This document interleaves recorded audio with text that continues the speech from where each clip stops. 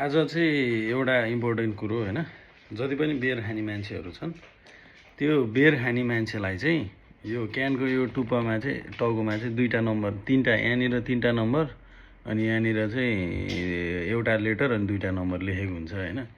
तिमीहरूलाई यो नम्बरको मिनिङ यो किन लेखेको भनेर थाहा छैन भने नि तिमीहरूले बियर खानु बेकार हो, बियर खान छोडिदेऊ आजबाट। कसम भगवान कसम बियर खान छोडिदेऊ। मलाई जिन्दगी झन्ड रहेछ। मलाई के खान्छु यो बियर, यो नम्बरको मिनिङ के हो, यसको मिनिङ कसलाई थाहा छ ल मलाई त्यहाँ कमेन्टमा भन्नुहोस्। यो थाहा छैन, यो थाहा छैन भने अहिलेबाट बियर सियर सब बन्द गर्ने। पानी खाने बरु पानीमा नम्बर पनि हुँदैन, पानी खाने टक्क नम्बर पनि हुँदैन, त्यहाँ सजिलो हुन्छ सट्ट पारेर चिसो चिसो खाने।